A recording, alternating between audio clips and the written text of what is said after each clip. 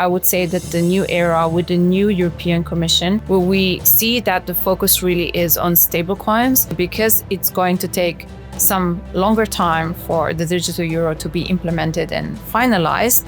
For now, we do have the stablecoins still being the ones that are going to help with the settlement. Mostly the guidance from the European Data Protection Board is taken quite seriously, but basically most of the use cases when it comes to GDPR within blockchain are not compliant. But I think that it's very important for the listeners to understand that there is a possibility that we're not going to have a DeFi specific rules, and that quite a lot of, I would say, stakeholders within this discussion are thinking that the rules we have are already clear.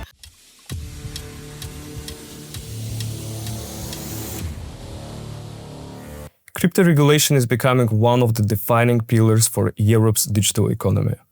Today, I'm joined by Marina Markezic, co-founder and executive director of the European Crypto Initiative, one of Europe's most influential organizations shaping crypto, blockchain, and digital asset regulation. European Crypto Initiative works directly with EU institutions, national regulators, leading academics, and major blockchain foundations to ensure Europe can innovate without sacrificing openness, decentralization, or fundamental rights. This episode is all about Europe's crypto future and how Europe can keep leading without over-regulating. Thank you for joining me today, Marina. Thank you for the invitation. So let's begin with your background. Your path is fascinating. You combined low crypto policy and open source values long before most institutions took blockchain seriously. Walk us through your career, please. How did you end up co-founding European Crypto Initiative? And what problem did you see that wasn't being solved? So an interesting question. I did study law, and after my studies, I was really fascinated by startups at the time, and end up working at a crowd investing platform. So at the time, we already had a some not crypto regulation, but actually crowdfunding regulation. And we had some already very interesting platforms in the EU working on crowdfunding, crowd investing. And very soon after that, in 2017, I did join an accelerator that was working on crowdfunding, but through ICOs, also doing investments in startups. And it was a very interesting moment in time where basically I was comparing how startups and the old startup world works versus what was happening in the crypto sphere at the beginning. It was very, very interesting to observe the differences. And also, I would say they're really like the ideas, the things that were proposed to be built at the time. With that team, I think in that year, we evaluated more than 700 different white papers. And it was so interesting to see what some of the ideas that were proposed at the time are still live today, or it's really just the beginning of them to be, in a way, becoming reality. So, for example, in 2017, we worked on a project that was working on NFTs. And only later on, during the COVID time, we know that NFTs peaked, for example. And there were a few other things that took a little while to be discovered. Like at that time, we were also looking into, a few years after in a DeepIn project. And I think that in a way, DeepIn as well is something that is much more it's seen and advanced right now. So looking through the history was a really interesting lesson for me as well. And one part of the work, and I would say the ideas around that time, I think all of the lawyers can testify to that if you were active in the crypto space at that time, most of the time you had some direct or indirect connection to the regulators, because these ideas around ICOs, around tokens, around the projects were so novel that there's been a lot of requests from regulators to discuss with them, to share what's going on and to educate specifically. And that's also where I would say a whole very interesting community of lawyers working in the space formed. And talking to a few that were based in Europe, we kind of ended up deciding to co-found the European Crypto Initiative, I was talking to my colleague Simon Porot from France. He also co-founded Ethereum France much earlier. And then Florian Gratz as well. He was working on a policy side in Germany through Bundesblock and many years before as a lawyer in the space.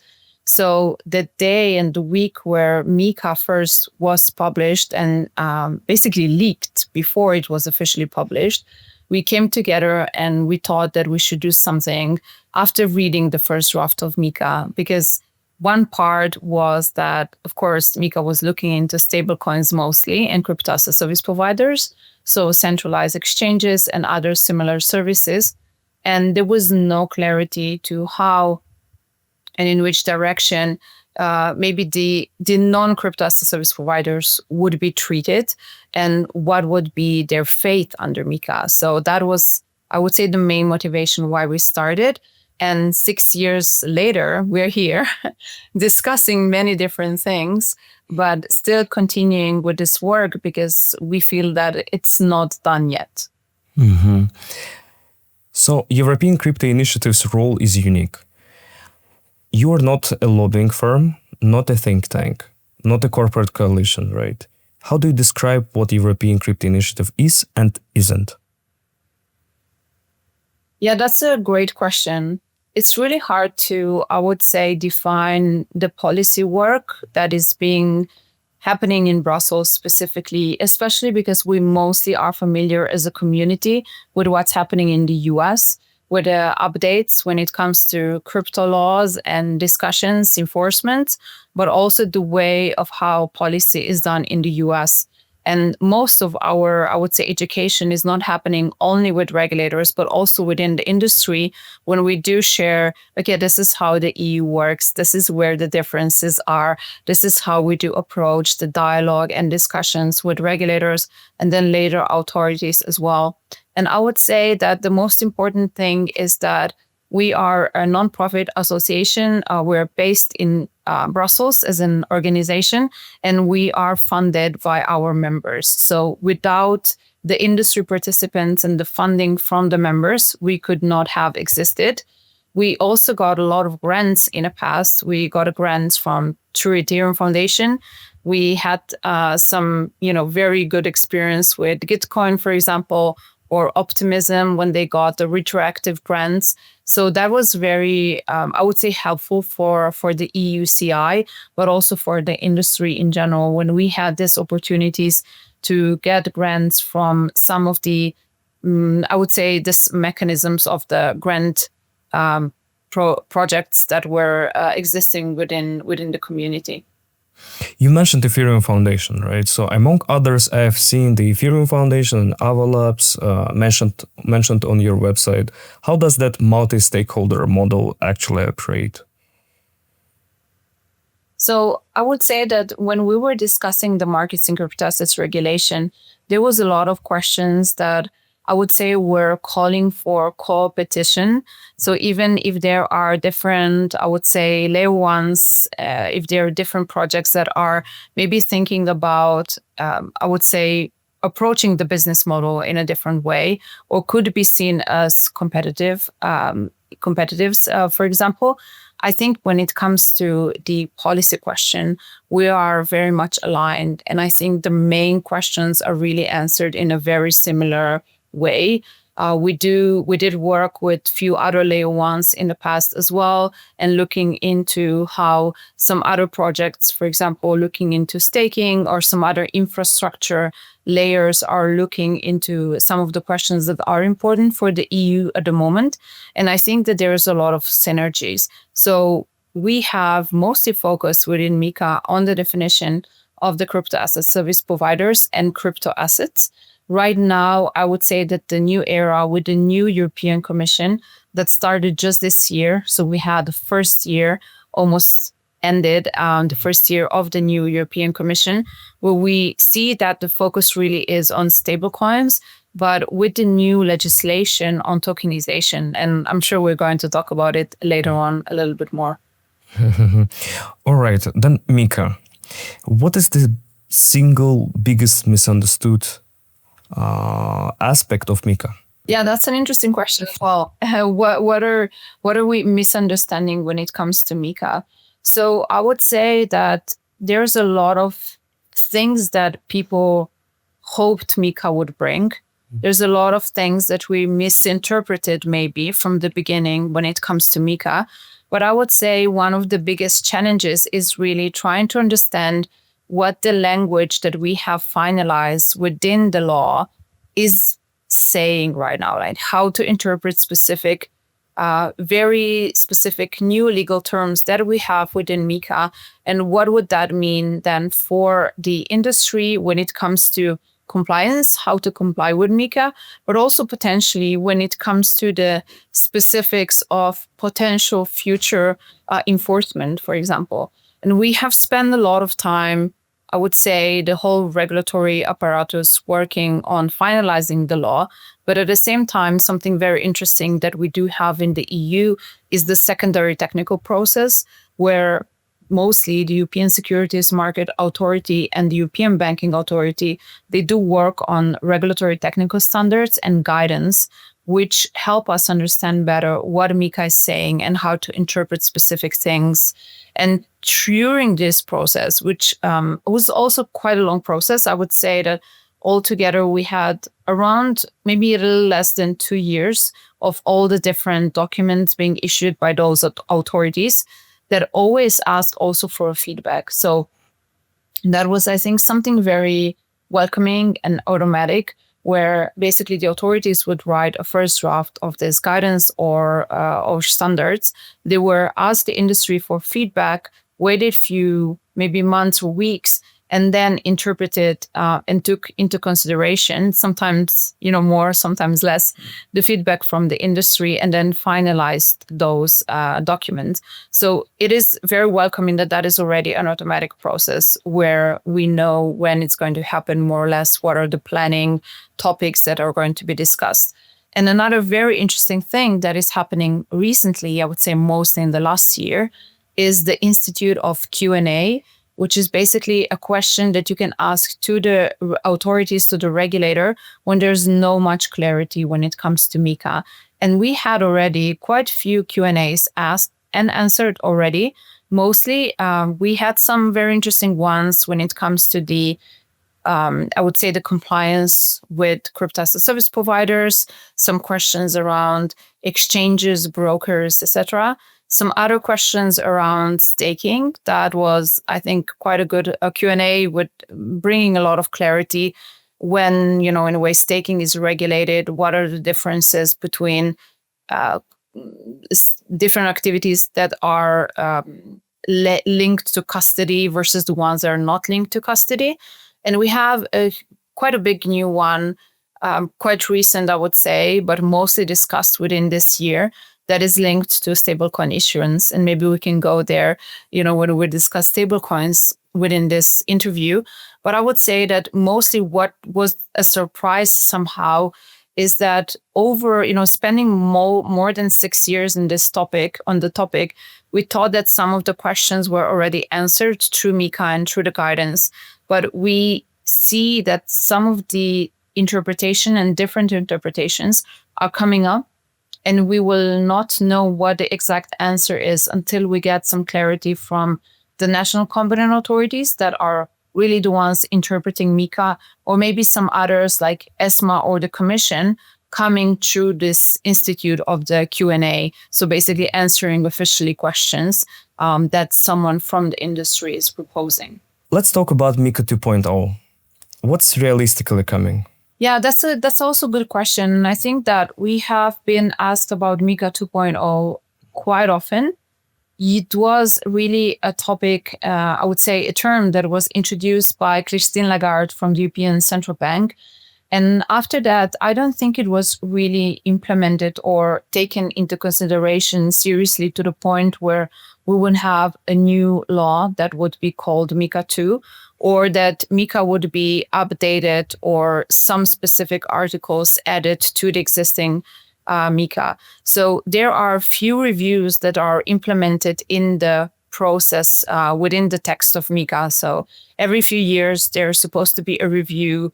We were supposed to have one already last year written by the European Commission. So basically just a report looking into what's going on with MiCA. Is there a part that would be needed to be added, like few new articles, for example, or some changes, etc. We have not seen that yet. We have seen some reports coming from ESMA, but not the, in a way, official one from the European Commission. And from the understanding that we have today, there is nothing that we can expect in a short term that could be called MiCA, in a way, 2.0. And I would feel like that is really more of a discussion that it's still just in somewhere there in the air, but has not been implemented or basically come into reality. There is, although, this discussion around the mutations when it comes to stablecoins that has been a big part of this year's discussion with the Commission and the European Central Bank, as well as the Parliament, which is going to be a very important one when we have more clarity on the answer. And I'm not saying that should be partially answered within a new MiCA or a new review of MiCA, but it is something that is opening few questions just because we got some feedback from specific authorities that there might be time or there might be a proper case to basically add specific additional measures on stablecoin regulation when it comes to MiCA. But just to answer shortly, for now, we do not see a MiCA 2.0 happening. What's in your opinion, what's the political appetite for expanding MiCA? Potentially. So I think that there's different institutions might have different opinions. The same, I would say, is true for the industry. When we started 6 years ago, I would say that the industry was pretty unified. And right now we have a huge and much bigger industry that is composed by many different companies that might be thinking about this question in a different way. And I think this is going to be, in a way, a challenge going forward, where we'll see about, okay, what would that mean, and how would we, and is it possible to come forward to the regulators with a unified voice when it comes to different questions. So that might be, something very, very interesting to see how it will develop in the future. But at the same time, I think that always the main topic when it comes to MiCA were the stablecoins, at least in Europe. I think this is really one of the most important questions. And of course, we do touch upon crypto assets and crypto asset service providers that are now regulated. And I think the authorities and also the regulators feel like we have created a safe space, like a framework, a legal framework where basically the European Union citizen could use the services in a regulated manner. But the main question remains the stablecoins that are regulated. But again, few topics still being discussed. EUCI follows CBDC developments closely, including the digital euro. What's the core debate you see in Brussels right now? Yeah, I would say that there are a few topics. The main question really is, what is the role of the digital euro? And at the same time, what is the role of stablecoins? And how is this, in a way, interchangeable? Should it be interchangeable? And what are the use cases of both of those assets? In a way, as I mentioned, stablecoins are regulated under MiCA. We have two different types. One is the e-money token and one is the asset reference token. To this date, we have not yet seen a regulated asset reference token. Maybe I'm outdated, but I have not seen basically a registration of the asset reference token. But the e-money tokens that are somehow linked to what we had in the past, like the e-money directive regulated e-money before, we have few. And I think they're pretty, in a way, successfully went through the process of compliance, of basically getting this license, of being able to issue the stablecoins within the EU and basically being listed on the EU compliant exchanges for all the citizens to access. And so that part is where we're also seeing the use cases within another topic that we're also going to discuss later is the tokenization part. Within the DLT pilot regime, basically a pilot regime for tokenization, a simplified way of tokenizing specific assets that were regulated within the DLT pilot regime. And this is where stablecoins are used for settlement, where, ideally what we are hearing from regulators is that the digital euro would be at that time used for settlement within the tokenization framework. And so basically, because it's going to take some longer time for the digital euro to be implemented and finalized, for now, we do have the stablecoins still being the ones that are going to help with the settlement. When it comes to the digital euro in general, there are finalizing talks within the technical discussions and technical finalizations of how the work will be in a way designed. But at the same time, we are opening up this legal discussion. We need to have a finalized law before we are going into implementation, which is happening right now also within the parliament and the discussions within the parliament. So it seems that in the next year, this is going to be really the main discussions, what will happen in the parliament, and then followed by the technical implementation of the decisions. As you know, the digital euro and the legal framework has been discussed in the previous commission already. It really is one of the most, I would say, challenging political topics that we have discussed in the past commission, but now, continuing with a discussion in this commission. And we're going to see quite a lot of, I would say, debates, very important ones. It is as well one of the most important topics when it comes to, I think, the interest of every citizen that lives in the Eurozone, in the EU as well. Mm-hmm. And do you believe a digital euro can coexist with decentralized permissionless crypto, or will regulatory friction increase? So I would say that is going to be probably the future. It might take a little longer for the digital euro to, be finalized. We don't know, just because of the, very interesting, again, political debates. But it is something that will coexist in the future. So, the question that you asked is going more into the direction of the decentralized assets. I'm not sure really how to interpret that part, but as I mentioned, stablecoins do exist in Europe and they are regulated. We have seen licenses being issued, so they already exist today. We think that the digital euro, from what we understand, will exist in the future. And I think that there are use cases for both, for sure. Mm-hmm. We'll, of course, look into exact use cases and what implementation distribution will be in the future. But we would also like to see maybe a little bit more of a euro-denominated stablecoins as being issued in the EU, and mostly higher liquidity when it comes to those stablecoins as well. So I think that is something that we've seen few announcements of different banks and projects working on that. And I really look forward to see a little bit more of a, I would say, even more active ecosystem when it comes to stablecoins in Europe. Is the digital euro a competitor to stablecoins? I would say that it really depends on what the use cases will be. Mm-hmm. The competitor, in a way, it could be for sure, but at the same time, there are specific use cases where I think that the stablecoins are very useful right now. And just because of this delay in the implementation of the digital euro and the use cases that we do have today for stablecoins, again, I feel that they came at the right time, but they will also continue existing in the future. Mm-hmm. As for the AML rules and the future of privacy, well, the AMLR and the recreation of AMLA introduce more central oversight. Many in crypto fear overreach. From your perspective, where is the balance between preventing abuse and protecting legitimate privacy?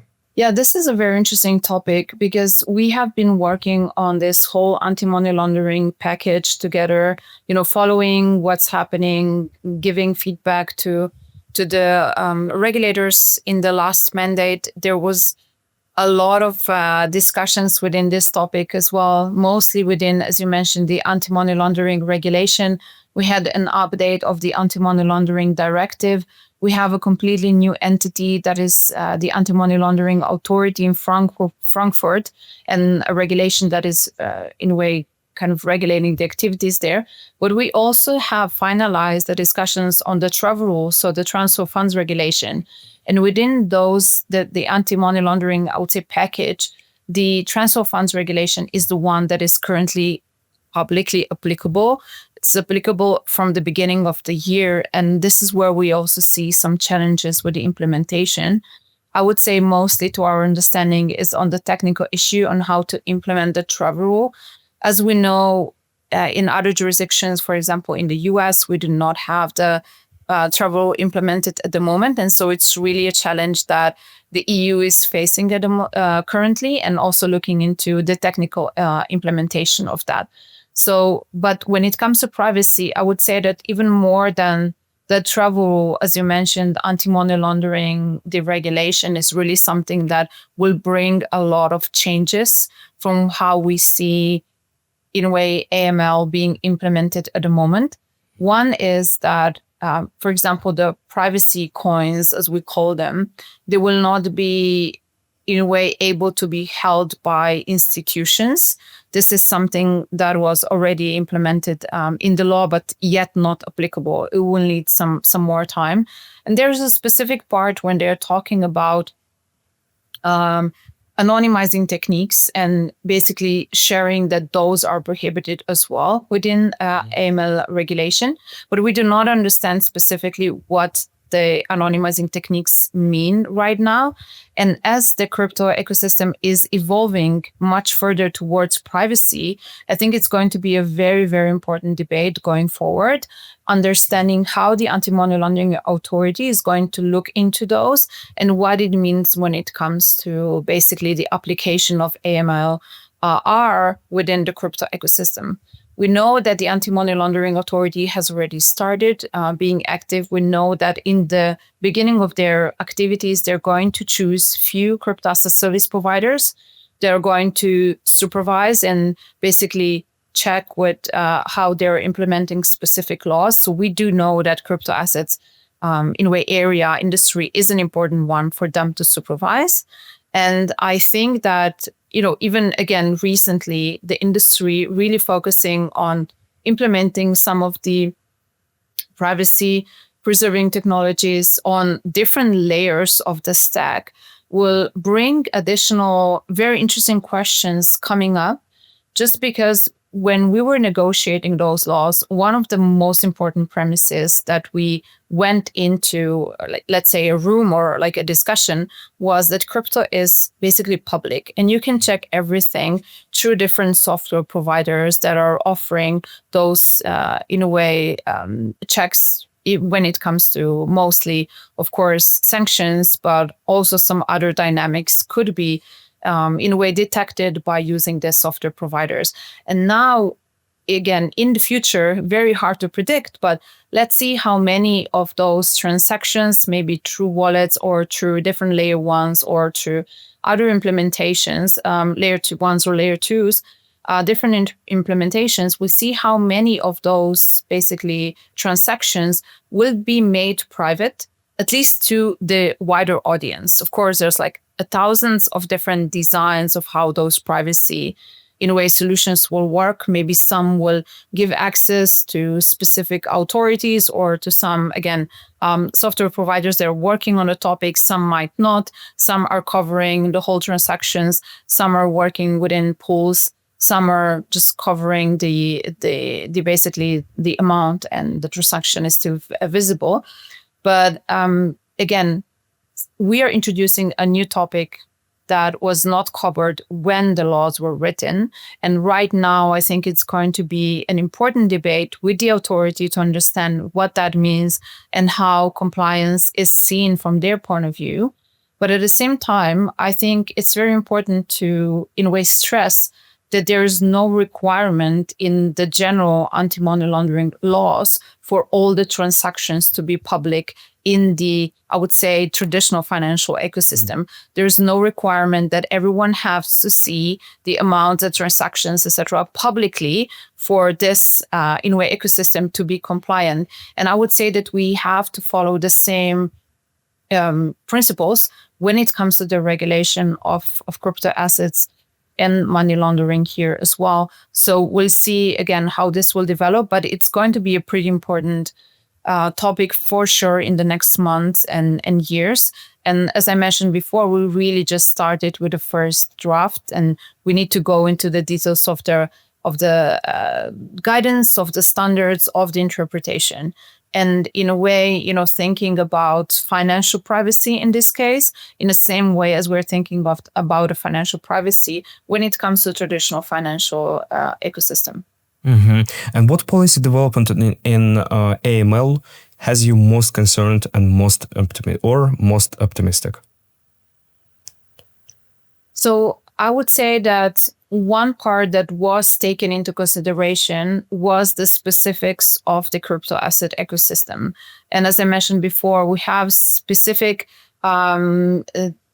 parts that we're taking into consideration, but at the same time, ultimately in the last drafts, also some new, somehow inserted in the laws that are bringing quite a lot of questions around what I already mentioned. What does an anonymizing technique mean already, and how it will work in practice? Mm-hmm. And on the other hand, what it also means for all the basically privacy preserving coins. But there are a few other topics out there, which in general, what we have seen through the negotiations is that crypto in general was being seen as much riskier than the, in a way, fiat transactions. Although, again, there was a lot of transparency and a lot of things that could be, in a way, taken into consideration just from the public information that is available on the blockchain. So that is, I think, one of the very specific things. And there, I would say, because it's a new topic, there's also this, I would say, challenge to take enough time to go through really the technical issues and basically coming to an understanding dialogue from both sides. Mm-hmm. All right. And now GDPR and the Data Act, right? GDPR was not written with blockchains in mind. Now we are seeing new challenges with immutability, data minimization, and decentralized storage. What does a GDPR-compatible blockchain ecosystem look like? So maybe just to rewind a little bit for the listeners, what happened in the past year, which was quite new when it comes to GDPR and the EU and crypto. Yes, as you mentioned, GDPR is quite a law that exists for quite a long time. And since the beginning, there was this question about, is GDPR compliant with the basically, can blockchain be compliant with GDPR, specifically in the part where some of the data that we see publicly could be seen as private data. So whenever there's private data, it means that, anyone that is operating within this data would need to be compliant with GDPR. And one of the very basic rights that we have within GDPR is the right to be forgotten, which means that if there is this requirement, the private data should be deleted from the ecosystem within which the operator operates with the data. And so since we understand that within public blockchain, the data that is public cannot be deleted, and no data can be deleted within this public blockchain, there could be challenges with the compliance. And until now, there's been a lot of research, articles, discussions happening, but that was the first time since blockchain exists that this year the European Data Protection Board has basically issued this guidance that is really just a guidance at the moment. It's not a final guidance. It's just a draft of a guidance. Also, it's not a law, but from the experience that we have, mostly the guidance from the European Data Protection Board is taken quite seriously from the authorities that are supervising GDPR. So in this case, we have a draft of a guidance that is saying that basically most of the use cases when it comes to GDPR within blockchain are not compliant and are even calling for the use cases and users to basically use private blockchains that could be compliant, or even, saying something like, in a way, the ultimate, I would say, very extreme measure to delete the blockchain if the data on the blockchain cannot be deleted. And I would say that here the incompatibility is very, very much out in the open. We have responded as EUCI to this consultation. Of course, we have also done quite a lot of discussions around that. We filmed a very short just update and also course on GDPR through our colleague Viara Salva. So you can also check that out as well. It's on our YouTube. But I think that definitely more education is needed. Also within the industry to understand what the challenges are. But there's a very, I would say, important and quite optimistic point that we have at the moment.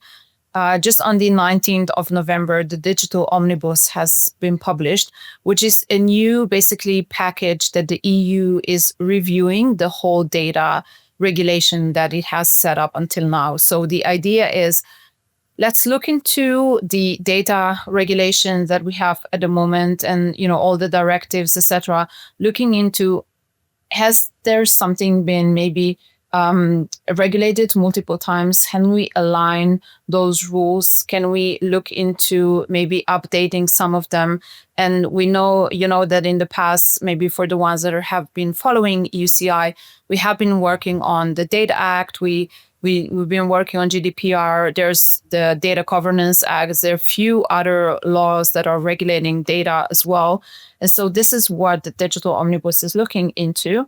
And there are two proposals. One is a very interesting one when it comes to GDPR, basically proposing the changes of how we perceive digital, basically private data. Mm-hmm. So private data could be specific to the one that can basically connect an information to another information. And this is where they would basically understand the identity behind the person connected to the specific information, and could be specific to one organization. So for example, if the public key of a person is basically public for everyone to see, as we know it is with public blockchains, not everyone can connect this public address with the person that is holding that wallet or that address. And it could be only specific for certain entities that have basically a database where they have the public address and they have the name of this person as well. And they have those two, those two data points could be connected within this organization. If it's, looked within the framework of the GDPR that existed until now, if this basically data point was ever linked to another data point and then identified, linked to a person and basically seen as a private data, that means that in general it was private data for everyone out there. But right now we are basically making this a proposal where that would be different. And I think it's a really exciting one, because within this proposal we could also look into the privacy preserving tech and some of the other encryption methods that might make possible for even, this challenge that we have today with GDPR and blockchain that are seemingly incompatible to become compatible if designed in the right manner. So this is really like a huge regulation. GDPR is a really, really important one for so many different, I would say, entities, specifically now also for the AI industry.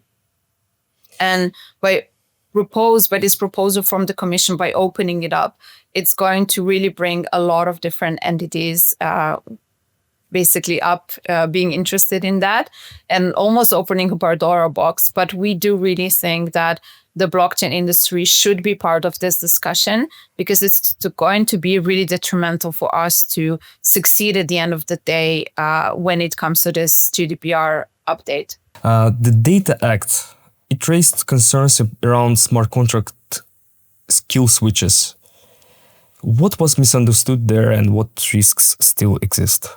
Yeah, this is another very important topic when it comes to infrastructure, when it comes to crypto infrastructure, mostly smart contracts. And the Data Act is another one within this like omnibus packages that has been proposed as a change. And I will, start with the whole story. But basically, the Data Act aim is to regulate data markets. So the idea is that there's a lot of data within the EU. And the idea was, let's create a market, let's create a framework within which there could be basically a market for data. And when we do create that, the important thing is for the interoperability to basically be happening within different technologies. And in this case, the Data Act regulates smart contracts. It does define smart contracts for the first time ever within the EU laws, because they wanted to basically create a framework where interoperability would be happening within different technologies, including smart contracts. And in an article specifically drafted for smart contracts, there's a design of how a smart contract should be designed in order to be compliant with the Data Act. And in these cases, some of the design features were chosen within this law that are probably not the ones that are used very often, they could be used in just specific use cases. But just the idea that a law will go so much into details to prescribe how a smart contract should be designed, I think it's maybe a little bit too much, too invasive. And it would better be maybe left for a standard, or maybe something that is more on the implementation part and not really in the law. So what the law is requiring is for the smart contracts to be mutable, to be designed in a way where it would be given access to a certain authority or to maybe another entity. And we have few others out there, but for the ones that are working with smart contracts and do understand how smart contracts work, they have already seen that those are red flags in a way where we might be compromising security, so the cybersecurity of a program where the cybersecurity of smart contract is really one of the most important elements out there for the design of this smart contract that is required for the interoperability for it to work within this Data Act or within this framework for data within the EU.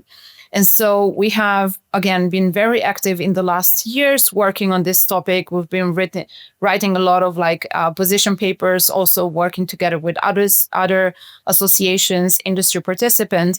And within this proposal, the European Commission, within the omnibus proposal, it has proposed to delete this article when it comes to smart contracts.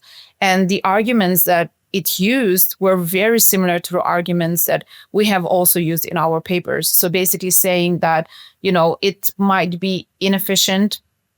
It might be a way that is compromising the security when it comes to public permissionless blockchain, etc. So our hope is that would be also implemented in the final draft of the Data Act, and then it would be agreed with the Parliament and the Council in the future processes. So that is really just the first draft being proposed by the Commission, but then we're going to go further on with all the different laws. And we're very happy about this first phase being taken into consideration. But then, of course, we're going to see how it will evolve in the future. All right. So as for the tokenization, right, we came to this topic now. And so as for the tokenization, could you please tell me more about Savings and Investment Union? Yes, so that is another very important topic that was just discussed last year. So on the 4th of December, it was really published for the first time, a framework that is discussed within the Savings and Investment Union, a very important project within the new Commission. And this part is led by the financial department of the Commission, looking into some of the, I would say, ideas, proposals on how to make Europe more competitive in a way where there would be specific, solutions being developed to incentivize European Union citizens to invest more into different projects. But part of it is also to look into the potential of tokenization. When it comes to tokenization, we mostly think about tokenizing, or in a way, putting different financial instruments onto blockchain, and in a way, hoping for improving speed, improving efficiency, but also looking into lowering costs when it comes to financial markets.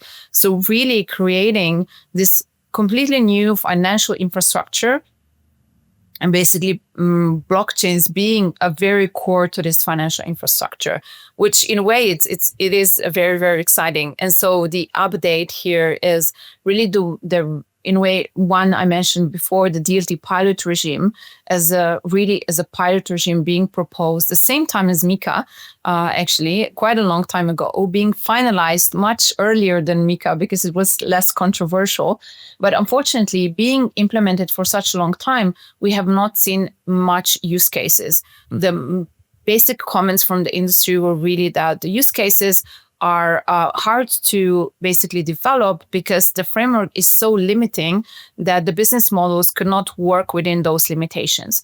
And there were two main limitations that the industry have seen. One is that there's only few assets that are eligible within the DLT pilot regime, so mostly bonds and shares.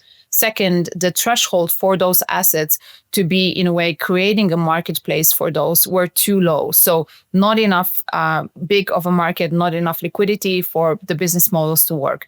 And the third one was within the DLT pilot regime, the whole framework was too inconsistent or not clear enough on the timeline.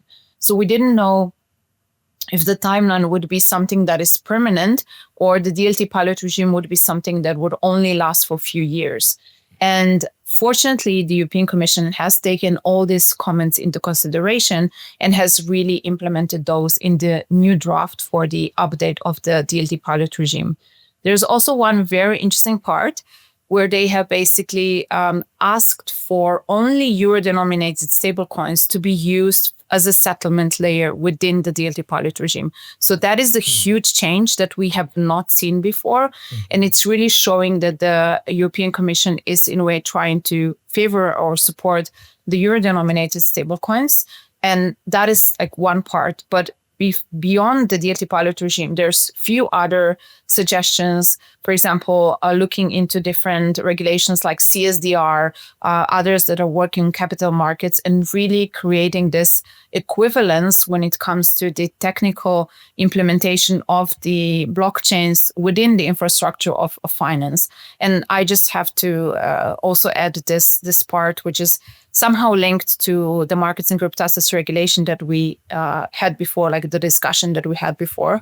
The proposal is really for supervision of the crypto asset service providers to happen in a much more centralized way than it was proposed before. So for ESMA to be the one supervising crypto asset service providers and not the national competent authorities, which are doing the job right now by MiCA. We know that there's 27 of them, so there's a lot of NCAs that are doing this job, and it's going to be very interesting to see how this specific part is going to develop, because it's really bringing a lot of controversies.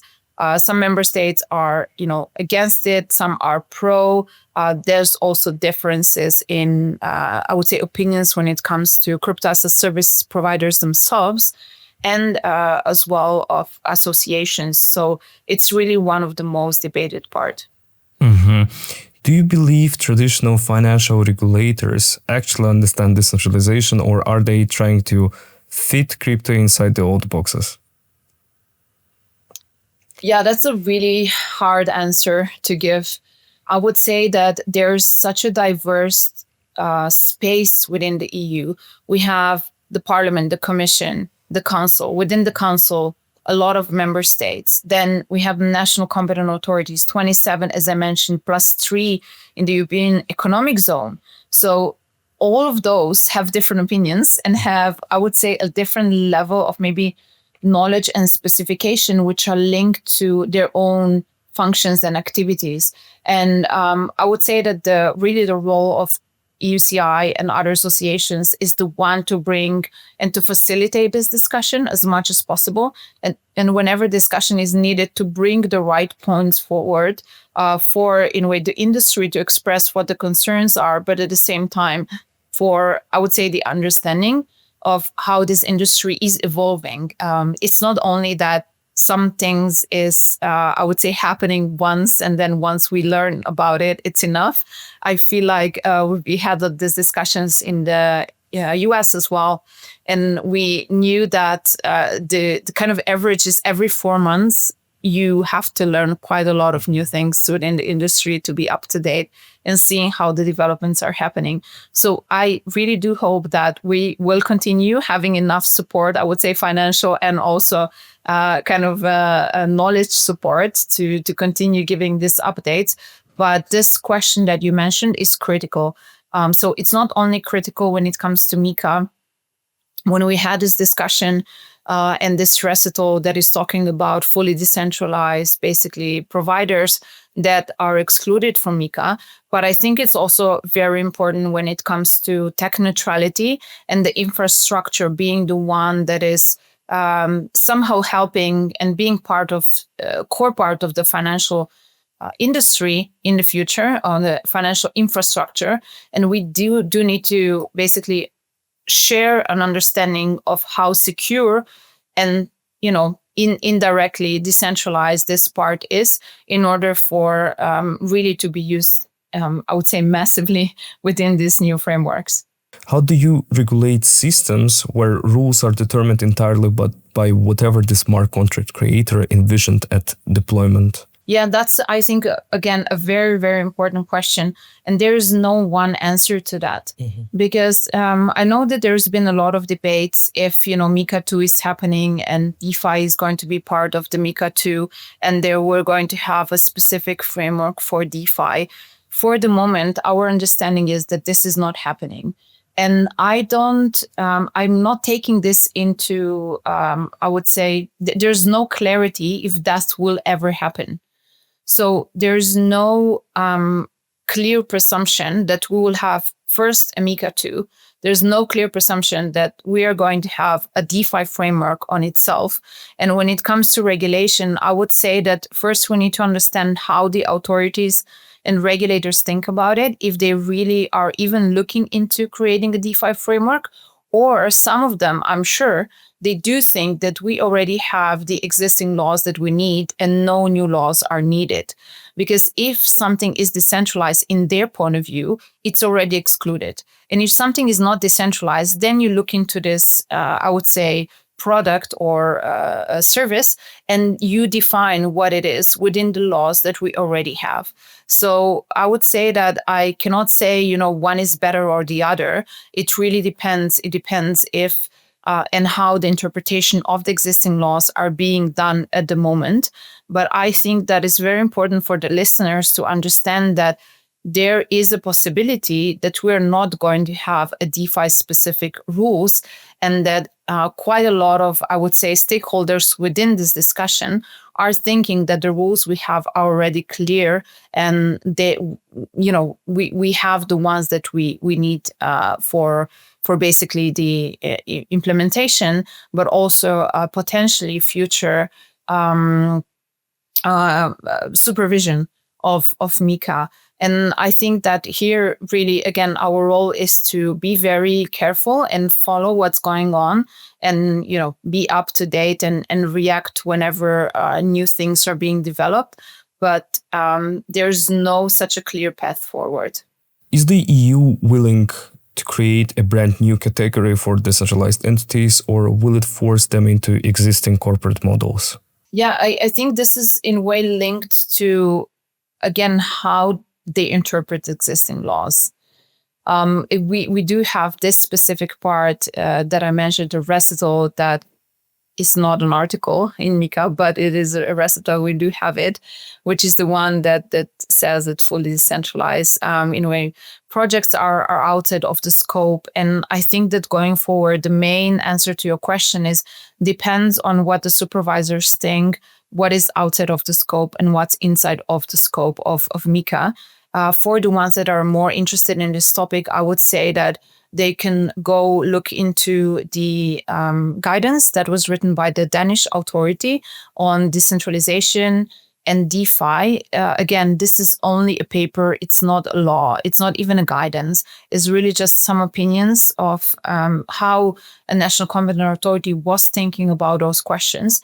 We have no, I would say, further guidance or any type of standards going into that direction. I have also heard from some institutions saying there's no need for further guidance. We have enough as it is within MiCA, and if it's outside of the scope, there's no need for reinterpretation or for creating new laws. But I think again, really, it will be shown in practice. The AI Act intersects with crypto in areas such as algorithmic transparency, protocol governance, automated agents, identity, and signature systems. How do AI and blockchain collide in the next 5 years? I think it depends on the industry. It really will depend on the use cases and how the use cases are going to be designed, what are the business models that we're going to have and implement in Europe. And then according to that, we'll definitely see as some legal interpretation of those as well. For now, there's been few discussions around what is the role of AI within finance as well. Mostly, as you see, the use cases when it comes to crypto are really around finance. So when it comes to AI as well, there's been discussions within IOSCO, the international organizations. I think the European Commission is looking into that, different banks, EBA, etc. But I would say that there's no very much specific recommendations or laws at the moment for AI and finance. But as I mentioned, the AI industry is definitely looking into GDPR and the privacy laws and laws around private data.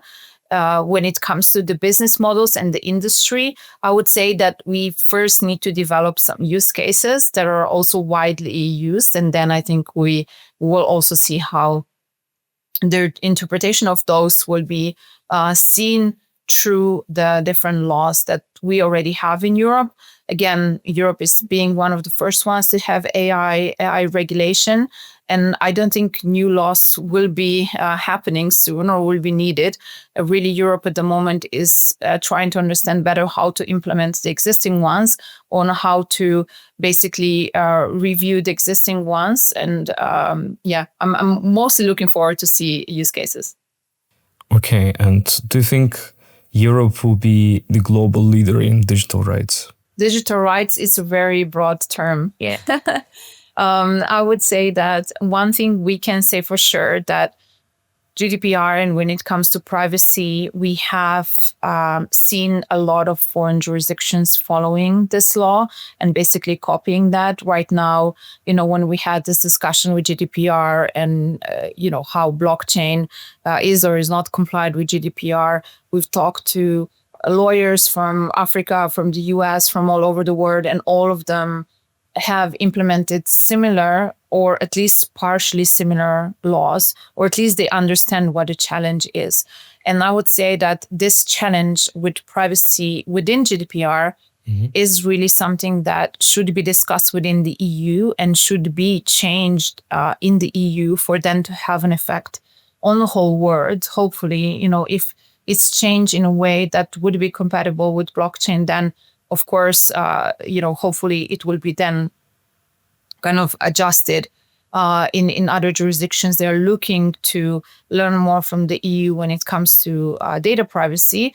But then when it comes to, I think, the crypto assets industry, we need to be very, in a way, mindful of how much are we supporting the industry really, or are we just like limiting it to the point where they are too burdened with the compliance costs, where specifically smaller crypto as a service providers are really struggling with complying with MiCA. And those are usually the local SMEs, the local companies coming from different countries of the EU.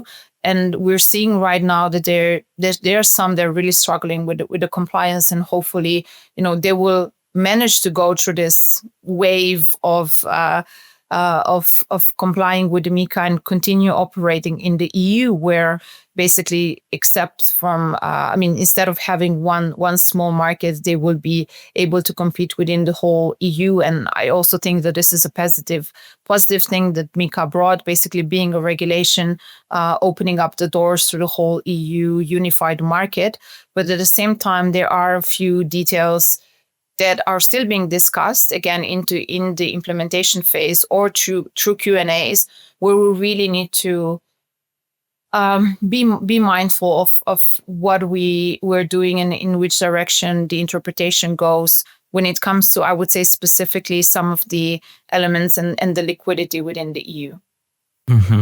And what's the most exciting frontier you see emerging at the intersection of law, decentralization, and public policy? I would say that what is very, very interesting right now is seeing the equivalence or this question of equivalence happening within different jurisdictions. So it really started with the stablecoins. I would say Europe, if, for the better or worse, Europe has been the one that is the first one regulating crypto assets in the world, like in a kind of holistic framework. And within crypto assets, also stablecoins. And what we've seen happening in the US is partially a copying of what MiCA has done within this part of regulating stablecoins. And there's whole discussion right now on equivalence, what it means if one jurisdiction regulates an asset in a certain way, and is the other jurisdiction equivalently regulating this asset in a similar way. So can there be an exchange of, I would say, trade, but also understanding the consequences of this regulation, and is the compliance framework equivalent? So that is going to, I would say, this bilateral discussions create an indirect international regime as well, that I think it's very much needed within this ecosystem that was global from the beginning. Okay, thank you very much for so many interesting points that you've brought to this discussion. So where is the best place for listeners to find you and follow EUCI's work? Yes, so I would invite everyone to join our website, which is EU.ci.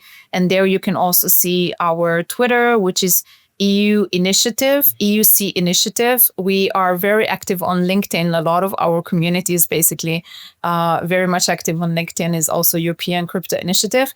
And we have a quite active YouTube channel as well. You see this recording for sure, but also so many other recordings, talks that we give at different conferences. And we're always, you can reach out through those channels. We're very happy to chat with you. And I will include all the links in the description to this video as well. All right, so Marina, thanks again for bringing clarity to one of the most complex and most important topics in Web3. And to everyone listening or watching, like, subscribe or follow, and share this episode with someone curious.